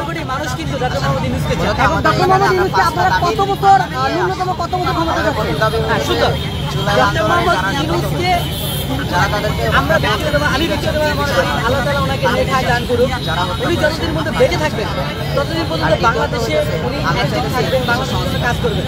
That doesn't mean যে ওনাকে আমরা ক্ষমতায় রাখবো, ক্ষমতা উনি যেহেতু আমাদের গণঅভ্যুত্থানের পরে গণঅভ্যুত্থানের মাধ্যমে ওনাকে আমরা এটাও একটা গণতান্ত্রিক প্রক্রিয়া ছিল। কতদিন প্রশ্ন তারপর আমাদের আমরা ওনাকে যৌক্তিক সময় আমরা চাই না যাবে, যতদিন বাংলাদেশে গণতন্ত্র ফিরে না আসবে, যতদিন বাংলাদেশে আইন শৃঙ্খলা বাহিনী অ্যাক্টিভ না হবে, পরিবেশ তৈরি হবে, এবং তারপর সেটা বৃহৎ আকারে আমাদের ব্যানার আছে 5 বছর। আসলে আপনারা হ্যাঁ, এটা 5 বছর আমাদের একটা সিম্বলিক আমরা একটা সংখ্যা দিয়েছি মূলত। হ্যাঁ, আমরা 5 বছর ওনাকে চাবো যাতে উনি আমাদেরকে কাজ করেন, কিন্তু উনি যতদিন পর্যন্ত বেঁচে থাকবে ততদিন পর্যন্ত আমাদের সাথে প্ল্যাটফর্ম থাকতে হবে এবং বাংলাদেশকে নিয়ে উনি কাজ করবেন। সেই প্ল্যাটফর্মগুলোতে রয়ে গেছে। আমরা চাচ্ছি সেই দোষরগুলোকে সেইখান থেকে হটানো হোক, নয়তো সেখানে নতুন কাউকে বসানো। তাহলে কি দাবি করছেন যে পরবর্তী নির্বাচনে যদি কেউ কোনো দল আসে, সেই দলের সাথে সংস্কার করবে না, এমন কোনো কিছু? আমি বলতেছি না সেটা যে সংস্কার করবে না, তবে আপনি যদি গত সংস্কৃতি দেখেন বাংলাদেশে কোনো রাজনৈতিক দল যদি একবার ক্ষমতায় আসে তারা নিজের সংস্কার করছে, হয়তো নিজের দলের সংস্কার করছে, কিন্তু দেশের জনগণের সংস্কারগুলো তারা করে।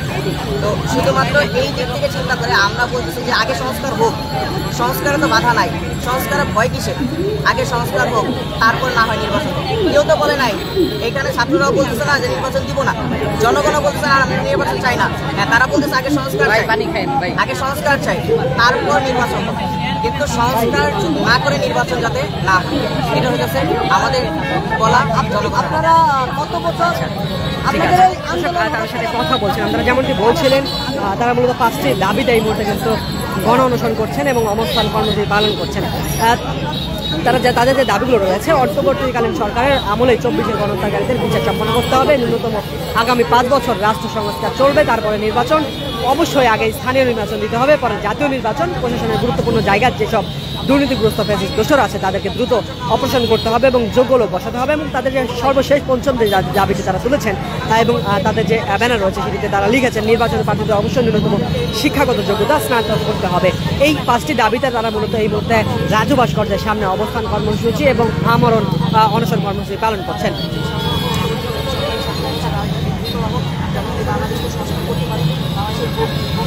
এবং তাদের কাছে জানতে চেয়েছিলাম যে পরবর্তীকালীন সরকার আসলে কেন 5 বছরই ন্যূনতম কেন 5 বছরই, সেটি 2 বছর কিংবা 10 বছর নাই কেন, সেটিও কিন্তু তারা জানিয়েছেন। এবং এখানে আরও যারা রয়েছেন তাদের সাথে একটু কথা বলবো এবং তাদের দাবিগুলো রয়েছে সেই সম্পর্কে জানার চেষ্টা করবো।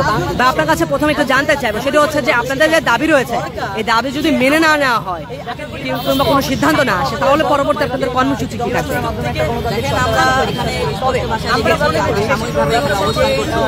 আমাদের আরো কিছু কর্মসূচি আছে যেগুলো সার্বিকভাবে আসতে হবে। যদি আমাদের কর্মসূচি আমাদের সবাই সমর্থন করবে, অনেক জায়গায় আমাদের কর্মসূচিগুলো যে যদি আমাদের অনুষ্ঠিত করতে হয় আমরা রাজি আছি, আমরা এখানে অবস্থান করবো। যে আমাদের সঠিক সিদ্ধান্ত না আসবে যে 5 বছর পর্যন্ত আমাদের সরকারে থাকবে, সেই বছর আমাদের আশ্বাস সাংবিধানিক ভেঙে হোক সেভাবে হোক, কিন্তু আমরা রাখতে চাই আমাদের মূল আমাদের সেই দাবিগুলো, সেই দাবিগুলো সরকারের আনতে আমাদের সকল সংস্কারগুলো শেষ হোক, তারপরে সরকারের নির্বাচন দেওয়া হবে। তার মানে কি আপনাদের আশঙ্কা রয়েছে যদি এই মুহূর্তে নির্বাচন দেওয়া হয় কিংবা 1 বছরের মধ্যে নির্বাচন দেওয়া হয়, পরবর্তী যে সরকার আসবে সেই সরকার কোনোভাবে সংস্কার করবে না, এরকম কিছু কিনা? আমাদের এই সরকার যে সরকার আপনারা বলতেছেন যে নির্বাচনের পরে যদি কোনো সরকার আছে এরকম তবে রাজনৈতিক দল এখনো প্রমাণ দিতে পারেনি যে তারা এই সংস্কারগুলো করবে। আমাদের যদি ভবিষ্যতে এরকম কোনো তাদের রিফর্ম করা উচিত। প্রত্যেকটা দল যারা বলতেছে নির্বাচনের পরে তারা সংস্কারগুলো করবে এরকম প্রমাণ দিতে পারে, কিন্তু আমরা দেখেছি চাঁদাবাজি এবং দাঁড়ানোর টেন্ডারবাজি বিভিন্ন অপকাণ্ডের সাথে তারা জড়িত। আমরা কিভাবে বিশ্বাস করবো তারা এই সংস্কারগুলো সঠিকভাবে করবে? আমরা উল্লেখ করছি যে আন্দোলনের মাধ্যমে আমাদের নিহত আহতদের এখন পর্যন্ত সঠিকভাবে চিকিৎসাও হচ্ছে না। যে সরকারকে আমরা বসিয়েছি সেই সরকারের মাধ্যমে সঠিকভাবে চিকিৎসা করা সম্ভব হচ্ছে না, সেখানে আমরা কিভাবে ভাববো যে বিরোধী একটা দল এসে তারা ক্ষমতায় এসে এই সরকারের সঠিকভাবে তারা চিকিৎসা ব্যবস্থা করতে পারবে এবং যেসব জায়গাগুলো সংস্কার প্রয়োজন তারা সঠিকভাবে করবে? এখন কোনো তারা কোনো আশা আমাদের জনগণের মাঝে তৈরি করতে পারে। তারা যদি ভবিষ্যতে নিজের দলকে পরিবর্তন করে নিজের দলের মানুষগুলোকে সঠিক পথে এনে যদি তারা যদি প্রমাণ দিতে পারে যে দেশের জনগণ তাদের চায়, দেশের জনগণের ভালোবাসা যদি তারা আদায় করে দিতে পারে তাহলে তারা নির্বাচনে আসুক, তারা ক্ষমতায় আসুক, আমাদের কোনো সমস্যা। আরেকটা বিষয় জানতে চাইবো, বর্তমানে যে দলগুলো রয়েছে তারা তো নির্বাচন দ্রুত সময়ের মধ্যে চাচ্ছে, এই বিষয়ে আপনার মতামত? দেখেন নির্বাচন তারা ক্ষমতা লোভী, এরা স্পষ্টভাবে সবাই দেখতে পাচ্ছে যারা বর্তমানে ক্ষমতার জন্য পাগল হয়ে গেছে তারা নির্বাচন চাই, কারণ তারা এখন ভাবতেছে তারা তাদের মানে ভোটের অধিকার, ভোটের যে খেলাটা তারা খেলেছে তাদের এটা আমাদের অভিজ্ঞতা। আমরা চাই আপনারা ভোট নিয়ে ভাবেন বা নির্বাচন নিয়ে ভাবেন, এটা নিয়ে আমাদের কোনো সমস্যা নেই। আগে আমাদের সংস্কারগুলো শেষ করতে দেন, আমাদের যে সংস্কারগুলো সঠিকভাবে আপনি নির্বাচন কমিশনও তো প্রচুর সংস্কার বাকি আছে, আপনি আগে কেন নির্বাচনে যাচ্ছেন? আগে নির্বাচন কমিশনার যে সংস্কারগুলোর মাধ্যমে প্রত্যেকটা জায়গায় যে সংস্কার ভোট চুরি যেগুলো হয়ে আসছে প্রত্যেকটা জায়গা থেকে তো আগে সংস্কার করবে, সেগুলো আগে শেষ করবে, তারপরে যে সংস্কারগুলো বাংলাদেশের দরকার প্রত্যেকটা সংস্কার শেষে তারপরে গিয়ে নির্বাচন আসবে।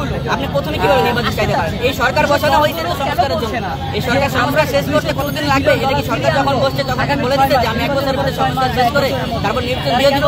তো এই সংস্কারের জন্য তারা সময় যেহেতু প্রয়োজন, তাদের আরো সহযোগিতা করা উচিত। যত তাড়াতাড়ি সম্ভব সংস্কার করা যায়, সেটা না চেয়ে তারা নির্বাচন চাচ্ছে। এটা কোনোভাবে যৌক্তিকতা আমি দেখতে পাচ্ছি। এই থেকে বাংলাদেশকে রক্ষা করবে। আপনার কাছে একটু জানতে চাইবো, আপনাদের যে দাবিটা রয়েছে সেই দাবিটি আপনি লিখেছেন যে সর্বনিম্ন 5 বছর। এটি মূলত যেমন জানতে চাচ্ছিলাম যে সর্বনিম্ন 5 বছরই কেন, সেটা 2 বছর কিংবা 10 বছর হতে পারতো, এটি 5 বছরই কেন, এই বিষয়ে জানতে চাইবো। এবং বর্তমান যে রাজনৈতিক দলগুলো রয়েছে তারা দ্রুত সময়ের মধ্যে নির্বাচন চাচ্ছে, এই বিষয়টি আসলে ব্যাখ্যা করবেন। আরেকটা বিষয়ে জানতে চাইবো, পরবর্তী নির্বাচনে যারা আসবেন তাদের উপরে কি আপনারা ভরসা পাচ্ছেন না বিধায় আপনারা এই 5 বছরের দাবিটি করছেন কিনা? এবং আপনার শেষ কথাটার উপর আমি আমরা এখানে একটা শব্দ লিখছি যে ন্যূনতম 5 বছর। দেখেন সংস্কার একটা গুরুতর বিষয়, আর বাংলাদেশের রাষ্ট্র ব্যবস্থা অত্যন্ত ভঙ্গুর। এখানে রন্ধ্রে দুর্নীতিবাজের আঁকড়া আমরা দেখতে পারি। যেমন দুঃখজনকভাবে বলি, জনগণের নিরাপত্তা দিবে যে পুলিশ জনগণের বন্ধু। আমরা দুঃখজনকভাবে অতীতে দেখে আসছি যে আওয়ামী পুলিশ ছিল, আর এখন দেখতেছি আমরা বিএনপি পুলিশ হয়ে গেছি। আর আমরা বিএনপি বলতে বিএনপি জায়গায় যদি অন্য কোনো দল হইতো তাহলে সেই দলের নামই উল্লেখ করতাম, যেহেতু আমরা এই দলের নাম শুনছি এই জন্য বিএনপি বলি। তো এই যদি হয় আমাদের প্রশাসনের অবস্থা, তাহলে আমাদের জনগণ এখানে নিরাপত্তা কোথায় পাচ্ছে, আর একটা স্বপ্নের বাংলাদেশ আমরা কিভাবে পাবো? এই জন্য আমরা মনে করি আইন বিভাগ, শাসন বিভাগ, বিচার বিভাগ, দুদক এবং নির্বাচন কমিশনের মতো গুরুত্বপূর্ণ জায়গাগুলো আগাগোড়া রিফর্ম হোক, এখানে গল্পের লোকগুলো এখান থেকে অপসারণ করা হোক এবং যোগ্য দেশপ্রেমীদেরকে এখানে বসানো হোক। এখন যেমন আপনার এই ভিডিওর কমেন্ট বক্সে যারা বলতেছে যে ডক্টর ইউনূসকে চাই আর কাউকে চাই না, আমরা যোগ্য লোক পেয়ে গেছি, এই কমেন্টগুলো আসতেছে। যখন জনগণ মনে করবে যে আলহামদুলিল্লাহ বাংলাদেশ এখন যথেষ্ট সুন্দর হয়ে গেছে, সংস্কার কার্য সম্পূর্ণ হয়ে গেছে, এখন ডক্টর ইউনূসের মধ্যে আমরা একটা নির্বাচন চাচ্ছি, তখনই নির্বাচন হবে, এটা আমরা চাচ্ছি। আর সংস্কারের প্রশ্নে আরেকটা কথা আমি অ্যাড করবো, সংস্কার শুধু রাষ্ট্রের সংস্কার দরকার, ব্যাপারটা এমন না। আপনি যদি কোনো রাজনৈতিক দলের হয়ে থাকেন তাহলে রাজনৈতিক দলেরও সংস্কার দরকার। আমরা বড় বড় দলগুলো দেখতে পারি, যেমন বিএনপি, জামাত হতে পারে, এনসিপি হতে পারে, বিপিনুরের দল হইতে পারে, নাদিম ভাইয়ের দল হইতে পারে, আরো যে দলগুলো আছে এই দলগুলোরও সংস্কার প্রয়োজন। দলগুলোরও আমরা যদি দেখি যে বাংলাদেশের অধিকাংশ রাজনৈতিক দলই সেকেলে গভর্নমেন্ট নতুন যারা আসতেছে, তরুণ যারা আসতেছে তারা যেন সুযোগ পায়, যোগ্য লিডারশিপ যেন আসতে পারে, সেজন্য রাজনৈতিক দলগুলো রাজনৈতিক দলের জায়গা থেকে সংস্কার করবে, রাষ্ট্রের জায়গা থেকে সংস্কার করবে। এই জন্য আমরা চাচ্ছি যে 5 বছর সংস্কারটা চলবে, এরপর আপনার নির্বাচন। অনেকেই বলছেন যে এই যে সংস্কার, সেখানে জবাবদিহিতার যে বিষয়টি সেটি প্রত্যেকটি রাজনৈতিক দলের মধ্যে নিয়ে আসা উচিত, এই বিষয়ে আপনার মতামত? জবাবদিহিতা অনেক গুরুত্বপূর্ণ জিনিস। একটা সরকারের যদি সরকার প্রধানের যদি দায়বদ্ধতা না থাকে, তার কৃতকর্মের জন্য, তার কাজের জন্য, যে কোনো বিষয়ের জন্য যদি তার জবাবদিহিতার জায়গাটা যদি সঠিক না হয় এবং সেটা যদি নিশ্চিত করা না হয়, তাহলে তো অবশ্যই এটা জনগণের জন্য ভয়াবহ। আর এই কারণে অতীতে ফ্যাসিস্টের এই ব্যাপারে আমরা পুরোপুরি একমত যে জবাবদিহিতার জায়গাটা পুরোপুরি স্বচ্ছ থাকতে হবে। আমাদের সংস্কারের একটা গুরুত্বপূর্ণ অংশ হচ্ছে এটা, আমরা চাচ্ছি সরকার জবাবদিহিতামূলক সরকার। জানতে চাইবো আপনাদের যে দাবিটি রয়েছে, এই দাবিটির প্রেক্ষিতে যদি কোনো জবাব না আসে কিংবা দাবিগুলো মেনে না হয়, তাহলে পরবর্তী কর্মসূচি কি থাকবে? দাবি যদি মেনে নেওয়া হয় আলহামদুলিল্লাহ আমরা খুশি হব। পরবর্তী কর্মসূচি হবে, যেহেতু আমাদের ব্যানারটা আমরা ইউজ করছি বাংলাদেশ সংস্কার আন্দোলন, তো বাংলাদেশে যখনই সংস্কারের প্রয়োজন হবে ইনশাআল্লাহ তখনই আমরা জানাবো। এক্ষেত্রে আমরা কোনো দল, কোনো ব্যক্তির প্ররোচনা বা ব্যক্তির সমর্থনে প্ররোচনা আমরা থাকবো না, এবং ব্যক্তি বা গোষ্ঠীর সমর্থনে তখনই আমরা আসবো যখন তার ভিতরে আমরা যেমন তারা বলছিলেন তাদের যে দাবিগুলো রয়েছে, দাবিগুলো যদি না মেনে নেওয়া হয় তাহলে তারা পরবর্তী কর্মসূচি দিবেন এমনটি তারা বলছিলেন। এবং তারা কিন্তু এই মুহূর্তে সাধারণ একটি অবস্থান কর্মসূচি এবং আমরা পালন করেছেন। এবং তাদের যে দাবিগুলো রয়েছে তারা কিন্তু বলছিলেন যে তারা মূলত 5টি দাবিতে কিন্তু এখানে অবস্থান কর্মসূচি পালন করছেন। অন্তর্বর্তীকালীন সরকারের আমলেই 24 গণহত্যাকারীদের বিচারে সম্পন্ন করতে হবে, নতুন আগামী 5 বছর রাষ্ট্র সংস্কার চলবে, তারপরে নির্বাচন, অবশ্যই আগে স্থানীয় নির্বাচন দিতে হবে, পরে জাতীয় নির্বাচন, এবং গুরুত্বপূর্ণ জায়গা যেসব দুর্নীতিগ্রস্ত ফ্যাসিস্ট রয়েছে তাদেরকে দ্রুত অপারেশন করতে হবে এবং যোগ্য লোক বসাতে হবে। এবং পঞ্চম সর্বশেষ যে তাদের যে দাবি রয়েছে, নির্বাচনী প্রার্থীদের অবশ্যই ন্যূনতম শিক্ষাগত যোগ্যতা স্নাতক হতে হবে। এই মূলত 5টি দাবিতে কিন্তু এই মুহূর্তে তারা রাজু ভাস্কর্যের সামনে কিন্তু আমরণ অনশন করছেন এবং অনেক অনশন কর্মসূচি পালন করছেন। দর্শক এখানে যারা রয়েছেন তাদের সাথে কথা বলছিলাম, তাদের যে দাবিগুলো রয়েছে সেটা তুলে ধরার চেষ্টা করছে ঢাকা পোস্টের ক্যামেরায়। আপু, আপনার কাছে জানতে চাইবো, এই যে অন্তর্বর্তীকালীন সরকারের যে ন্যূনতম 5 বছর, এটি মূলত 5 বছরই কেন, সেটি 2 বছর কিংবা 10 বছর নয় কেন? আরেকটা বিষয় জানতে চাইবো যে দ্রুত নির্বাচন যে দলগুলোতে চাচ্ছে সেই দলগুলোর বিষয়ে আপনার কি বলার থাকবে? আরেকটা বিষয় জানতে চাইবো, এই যে দ্রুত নির্বাচন 5 বছর চাচ্ছেন, তার মানে কি এই বিষয়টা এরকম যে যারা আসছেন, যদি নির্বাচন যারা আসবে তাদের উপর আসলে আপনারা ভরসা পাচ্ছেন না, বিষয়টি এরকম কিনা আপনি বলবেন?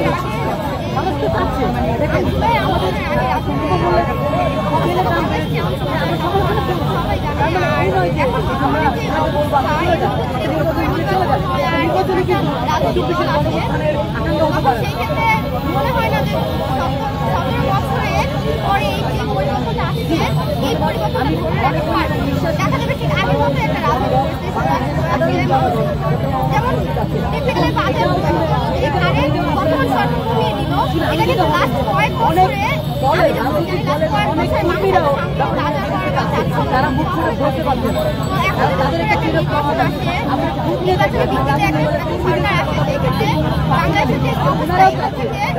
এখান থেকে উঠে দাঁড়ানো একটা কাজ হবে। বর্তমানে দেখা যাচ্ছে যে ইউনিট সরকার, ডক্টর ইউনিট সরকার তারা আমাদের জন্য এই কয়েক মাসে দেশের জন্য অনেক কিছু করছে। তো উনি যদি 5 বছর থাকে সেক্ষেত্রে দেখা যাবে যে দেশের জন্য অবশ্যই অনেক কিছু করবে। এটা নিঃসন্দেহে, যেটা আমার ব্যক্তিগত দিক থেকে মনে হয় না রাজনৈতিক দল আসলে ঠিক এমন করতে পারবে। সেই জন্য আমাদের সাধারণ জনগণের চাওয়া যে ইউনিট সরকার 5 বছর থাকুক, তারপরে একটা নির্বাচনে।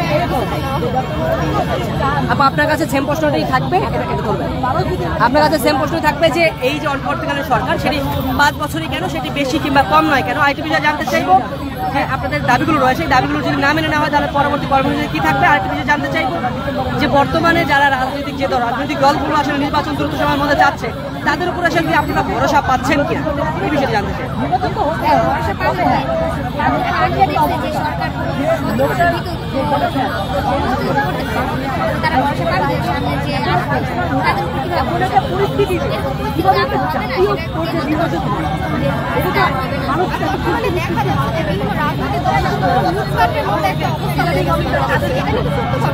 বিভিন্ন জায়গায় দেখা যাচ্ছে ধর্ষণ থেকে শুরু করে চাঁদাবাজি, মারামারি, হানাহানি, এগুলো কিন্তু রাজনীতি দলরাই করছে।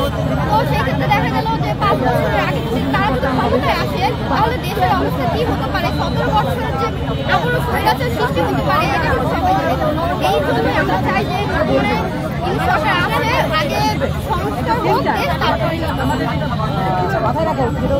দর্শক যেমনটি তারা বলছিলেন, আগে সংস্কার পরবর্তীতে নির্বাচন, এরকম দাবিতে কিন্তু এই মুহূর্তে কিন্তু তারা গণ অনশন করছেন এবং তারা যে দাবিটি করছেন অন্তর্বর্তীকালীন সরকারের ন্যূনতম 5 বছর মেয়াদ বৃদ্ধি করতে হবে, এই দাবিতে কিন্তু তারা এই মুহূর্তে রাজু ভাস্কর্যের সামনে গণ অনশন করছেন এবং তাদের যে দাবিগুলো রয়েছে সেই দাবিগুলো আবারও আপনাদেরকে জানানোর চেষ্টা করছে ঢাকা পোস্টের ক্যামেরায়।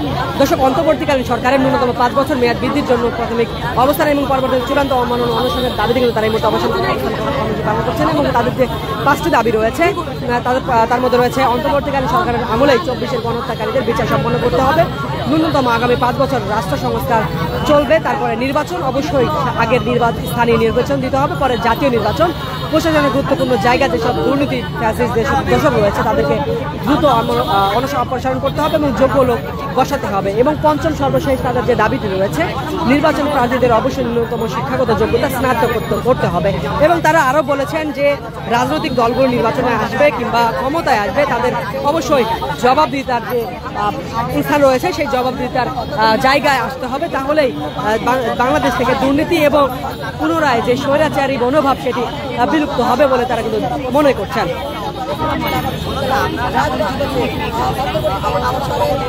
দর্শক, আমাদের সাথে কে কোথায় থেকে সরাসরি যুক্ত রয়েছে সেটি কমেন্ট সেকশনে কমেন্ট করে জানাতে পারেন এবং তাদের যে দাবিগুলো রয়েছে সেই দাবির সাথে আপনার মতামতটি সেটিও কমেন্ট সেকশনে কমেন্ট করে জানাতে পারেন এবং তারা যেমনটি বলছিলেন যে আমরা কিন্তু বেশ কিছু দেখতে পাচ্ছি যে বেশ কিছু রাজনৈতিক যে দলগুলো রয়েছে তারা কিন্তু দ্রুত সময়ের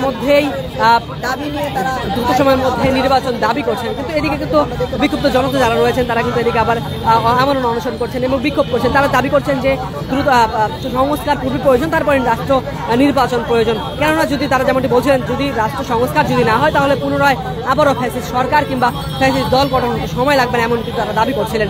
এবং তারা আরও বলছিলেন যে অবশ্যই আগে স্থানীয় নির্বাচন দিতে হবে, পরবর্তীতে জাতীয় নির্বাচন দিতে হবে, এরকম অনেক দাবি কিন্তু তারা করছেন এবং অনেক বিষয় তারা তুলে নিয়ে আসছেন। এবং আরও বেশ কিছু বিষয় তারা তুলে নিয়ে আসছেন যে শিক্ষাগত যোগ্যতা স্নাতকোত্তর করতে হবে।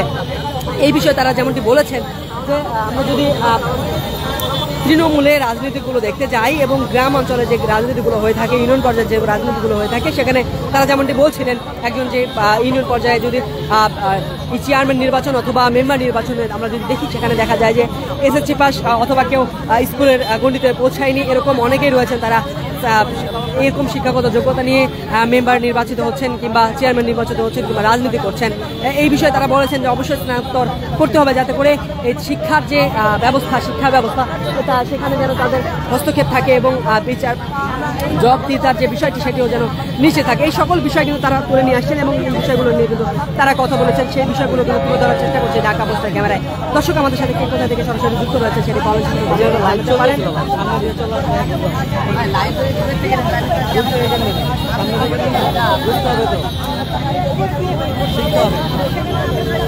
ভাই, আপনার কাছে একটু জানতে চাইবো, এই যে আপনি যে এখানে অংশগ্রহণ করেছেন, আপনি কি জানেন যে মূলত এখানে মানে কেন অংশগ্রহণ করেছেন?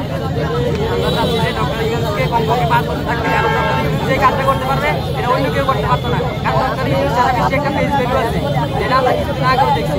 যে সরকারি নেতৃত্বে কিছুদিন আগে ট্রাম্প তখন বাংলাদেশের নির্বাচন করতে পারলো, সারা বিশ্বের অর্থনীতি হয়ে গেল। এছাড়াও ডক্টর ইউনূসের বিশ্ব নেতৃত্বের একটা প্রভাব আছে। আর ডক্টর ইউনূসের আমলে দুর্নীতির আশপাশে আছে, মানুষের আস্থাবাদক সরকার ডক্টর ইউনূসের সরকার, এই সরকারকে আমরা চাই। আচ্ছা, একটা বিষয় জানতে চাইবো, ধরুন যে আপনাদের যে দাবিটি রয়েছে সেই দাবিটি মেনে নেওয়া হলো, তাহলে আপনার অন্তর্বর্তীকালীন সরকারের কাছে আসলে কোন জায়গাগুলোতে দ্রুত সংস্কার করার প্রয়োজন আছে বলে মনে করেন? মনে করি যে আগে যদি নির্বাচন চাইতে হয়, আগে রাজনৈতিক দলগুলো সংস্কার করতে হবে। যেমন দুইটা দল আছে, বিএনপি আর জামায়াত, তারা দুইটা দলের সংস্কার নাই। কারণ বিএনপি যেমন এখন মানুষ বলতেছে আগে চাঁদা লাগতো 500 টাকা, চাঁদা লাগে 1000 টাকা, মানে চাঁদা সেক্টরে আরো চাঁদাবাজি বাড়ছে। যারা গাড়ি চালায়, যারা পরিবহন সেক্টরে আছে, তারা তাহলে চাঁদার পরিমাণ কি বাড়ছে? আমরা 2001 থেকে 2005 সালে দেখছি বিএনপির আমলে কি পরিমাণ দুর্নীতি হয়েছে। বাংলাদেশ দুর্নীতিতে একটা সারা বিশ্বে বাড়তেছে। এমনকি বিগত সরকারের আমলেও বাংলাদেশে প্রচুর দুর্নীতি হয়েছে। দুর্নীতির নামে হাজার হাজার কোটি টাকা এই দেশে পাচার করে দেওয়া হয়েছে। এই দেশের শিক্ষা, মেরুদণ্ড সবকিছু ভেঙে দেওয়া হয়েছে। এই দেশে কোটা ব্যবস্থার মাধ্যমে সবকিছু ভেঙে দেওয়া হয়েছে। যোগ্য লোকরাও চাকরিতে ঢুকতে পারছে না। আমরা চাই প্রথম শিক্ষা আর স্বাস্থ্য খাতে সংস্কার। ডক্টর ইউনূস স্যার চীনের সাথে যোগাযোগ করে যে উত্তরবঙ্গে 1027টি চাষ প্রদান করতেছে, এটার ফলে কয়েক কোটি মানুষের জীবনযাত্রা বদলাই যাবে। আর ভারত যে আমাদের সাথে এদেশের কয়েক কোটি মানুষ আজ থেকে 50 বছর ধরে তিস্তার কারণে বঞ্চিত হতেছে। তিস্তার কারণে তারা চেষ্টা করতেছে না। এই ইউনিট সরকার চীনের সাথে পরিকল্পনায় 50 বছরের মাত্র প্ল্যান চাইছে। চীন আমাদের সাথে 50 বছরের তিস্তা নদী নিয়ে কাজ করতে প্রস্তুত। এই তিস্তা প্রকল্প এলে দেশের কয়েক কোটি মানুষ শান্তিতে থাকবে, করতে পারবে। তাই আমরা ডক্টর ইউনূসকে চাই। সরকার ইউনূসের যুগান্তকারী পদক্ষেপগুলো নিচ্ছে, এগুলো অন্য কেউ নিতে পারবো না। আরেকটা বিষয় জানতে চাইবো যে আপনারা পঞ্চম যে দাবিটি রেখেছেন, নির্বাচনের প্রার্থীদের অবশ্যই ন্যূনতম শিক্ষাগত যোগ্যতা স্নাতকোত্তর হইতে হবে। তো এই বিষয়টি আসলে বলবেন যে আসলে কেন স্নাতকোত্তর হইতে হবে এবং এটি আসলে এই বিষয়ে বিস্তারিত বলবেন। নির্বাচনের ক্ষেত্রে অনেক ক্ষেত্রে দেখা যায় নিজের নামও লিখতে পারে না, কিন্তু এমপি পদ পাইয়া যায় ক্ষমতার পুরো সাদাবাজি ভালো নেই। এই জন্য আমরা চাইছি কমপক্ষে স্নাতক যাইতে সে শিক্ষার সুযোগ হচ্ছে, সে সাথে বিশ্বের সাথে একটা যোগাযোগ করতে পারছে, যে শিক্ষিত সে উন্নয়নের কাজে আরো ভালো অগ্রগতি করতে পারবে। আচ্ছা, আপনি যেমনটি বলছিলেন, আমি একটা বিষয়ে যুক্ত করতে চাই, সেটি হচ্ছে যে অনেক সময় দেখা যায় যে ইউনিয়ন পর্যায়ে যে নির্বাচনগুলো হয় সেখানে মেম্বার কিংবা ওয়ার্ড পর্যায়ে মেম্বার অথবা ইউনিয়ন পর্যায়ে যে চেয়ারম্যান নির্বাচিত হয়, সেখানে দেখা যায় যে অনেকেই আসলে এসএসসি পাস কিংবা 5 পাস তারা আসলে নির্বাচনে আসছেন। এই বিষয়ে কি বলবেন? আমরা ন্যূনতম 5 বছর আমরা কিন্তু নরমাল মেম্বার আর চেয়ারম্যানের ঠিক আছে, চেয়ারম্যানের কমপক্ষে এসএসসি পাস দরকার, মেম্বার কিংবা চেয়ারম্যানের কমপক্ষে এসএসসি পাস দরকার, কারণ ন্যূনতম একটা শিক্ষা দরকার বলে আমি মনে করি। ঠিক আছে, একটা বিষয় জানতে চাইবো, সেটি হচ্ছে যে এই যে নতুন যে দলগুলো আসছে, অনেকে দাবি করছেন যে 16 বছর কিংবা 15 বছর থেকে আর এই যে ভোটের যে অধিকার সেটি দেওয়া উচিত। এই বিষয়ে আপনার মতামত কি থাকবে? না, এখন তো সংস্কার করা উচিত, অবশ্যই ভোটের অধিকার দেওয়া উচিত। আমরা নির্বাচন কেন চাইবো? নির্বাচন চাইবো দেশের উন্নয়নের জন্য। এখন যদি নির্বাচন ছাড়া দেশের দুর্নীতি করবে, আর বর্তমান সরকার বলেন, আপনি বলেন, আপনি বলেন। বর্তমান সরকার তো জনগণের বেশিরভাগ জনগণের ম্যান্ডেটের সরকার, এটা নির্বাচিত সরকার। যদি কেউ নির্বাচন চায় প্রয়োজনে এই সরকার আগে গণভোট হইব। জিয়াউর রহমানের আমলে যে গণভোট হয়েছিল যে হা অথবা না, এই সরকারের জন্য গণভোট হইব হা অথবা না। আমরা আশা করি দেশের কমপক্ষে 80% মানুষ ডক্টর ইউনূসের পক্ষে আছে এবং থাকবে। আরেকটি বিষয় জানতে চাইবো যে আপনাদের যে দাবিটি রয়েছে, অনেকেই সিনিয়র নেটিজেন যারা রয়েছেন এবং সোশ্যাল মিডিয়ায় অনেকেই লেখালেখি করছেন, তা আপনাদের যে দাবিটি রয়েছে এই দাবির প্রেক্ষিতে একটি গণভোট করা যায় কিনা, যেখানে আসলে মানুষের আসলে মতামত কি, সেই মতামতের ভিত্তিতে আপনাদের দাবিটি রয়েছে এই দাবিটি মেনে নেওয়া যায় কিনা, এই বিষয়ে আপনার মতামত কি থাকবে? আপনি যদি বিভিন্ন জায়গায় পরিবেশন করেন অথবা যেমন বিভিন্ন টিভির একটা পরিবর্তন এখন দেখলাম 6 লাখ মানুষের ভোট দিচ্ছে অনলাইনে আর কি, 5 লক্ষ মানুষের উপর ডক্টর ইউনূসকে চায়। জিয়াউর রহমানের আমলে যেরকম গণভোট হয়েছিল এরকম একটা গণভোট হলে জনগণের অধিকারটা ফিরে পাওয়া যায়। আসলে এটাই ভোটের অধিকার। যদি হা না একটা ভোট হয় ডক্টর ইউনূসকে চাই কিনা, এইটাই একটা নির্বাচন হইতে পারে যে ডক্টর ইউনূসকে চাই না। আমি বিশ্বাস করি বেশিরভাগ মানুষ ডক্টর ইউনূসকে চাই। দর্শক, যেমনটি বলছিলাম, তারা মূলত এই মুহূর্তে 5টি দাবিতে রাজু ভাস্কর্যের সামনে অবস্থান পালন করছেন। যেমনটি যারা বলছেন যে অন্তর্বর্তীকালীন সরকারের ন্যূনতম 5 বছর মেয়াদ বৃদ্ধির জন্য প্রাথমিক অবস্থান এবং পরবর্তীতে চূড়ান্ত আমরণ অনশন করবেন, এমনটি কিন্তু তারা বলছেন। এবং তাদের যে দাবিটি রয়েছে এই দাবি যদি মেনে না নেওয়া হয় তাহলে এখান থেকে তারা পরবর্তী কর্মসূচি দিবেন, এমনটি কিন্তু বলছিলেন। দর্শক, তাদের যে দাবিটি রয়েছে সেই দাবিগুলো আবারও আপনাদেরকে জানানোর চেষ্টা করছি। তাদের যে দাবি রয়েছে অন্তর্বর্তীকালীন সরকারের আমলে 24-এর গণহত্যাকারীদের বিচার সম্পন্ন করতে হবে, ন্যূনতম আগামী 5 বছর রাষ্ট্র সংস্কার চলবে, তারপরে নির্বাচন, অবশ্যই আগে স্থানীয় নির্বাচন দিতে হবে, পরে জাতীয় নির্বাচন। প্রশাসনের গুরুত্বপূর্ণ জায়গায় যেসব দুর্নীতিগ্রস্ত ফ্যাসিস্ট দোষর আছে তাদের দ্রুত অপসারণ করতে হবে এবং যোগ্য লোক বসাতে হবে। এবং সর্বশেষ তাদের যে দাবিটি রয়েছে নির্বাচনে প্রার্থীদের অবশ্যই ন্যূনতম শিক্ষাগত যোগ্যতা স্নাতকোত্তর হতে হবে। এই 5টি দাবিতে তারা মূলত এই মুহূর্তে গণ অনশন করছেন এবং এই মুহূর্তে অবস্থান কর্মী পালন করছেন, সেটি তুলে ধরার চেষ্টা করছি ঢাকা পোস্টের ক্যামেরা। দর্শক, আমাদের সাথে কে কোথায় থেকে সরাসরি যুক্ত রয়েছেন সেটি কমেন্ট করে জানাতে পারেন এবং তাদের যে দাবিটি রয়েছে সেই দাবির প্রেক্ষিতে আপনার ব্যক্তিগত মতামত সেটিও কমেন্ট সেকশনে জানাতে পারেন। এবং অন্তর্বর্তীকালীন সরকারের এই যে তাদের যে দাবিটি রয়েছে এই দাবি যদি মেনে নেওয়া হয় তাহলে অন্তর্বর্তীকালীন সরকারের প্রথমেই কোন বিষয়ে সর্বপ্রথম সংস্কার দ্রুত করা প্রয়োজন আছে বলে আপনি মনে করেন এবং রাজনৈতিক যে দলগুলো রয়েছে সেই রাজনৈতিক দলগুলোর নির্বাচনে আসার পূর্বে কোথায় সংস্কার আগে করা উচিত বলে আপনি মনে করেন সেটিও কমেন্ট করে জানাতে পারেন।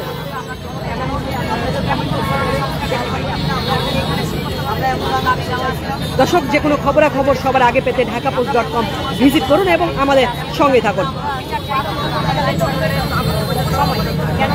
এই যে বিএনপি লাফাইতেছে, বিএনপি ক্ষমতায় আসবে না, আমি ভয় পাই না। বিএনপি কে এমএলএ কে ভয় পাই না। ডাক্তার ইউনূসের মতো লোক যদি এই দেশ যদি শান্তি না করতে পারে কোনো দলই শান্তি করতে পারবো না। ওর মতন ভালো মানুষ এই পৃথিবীতে নাই। জানেন, গরিবের পাশে ক্ষুদ্র ক্ষুদ্র ঋণ দিয়া কে দাঁড়াইছে? ডাক্তার ইউনূস দাঁড়াইছে। ও কোনো সুদখোর না। ও যদি না দাঁড়াইতো আমরা ভাঙা করে থাকতে হইতো। আমরা ঘরও পাইছি, আমরা ব্যবসা বাণিজ্য করে আমরা খাইছি। ওরা তো মানুষের সুদখোর ডাকে, কিন্তু যে সুদখোর ডাকে ওই আসল সুদখোর।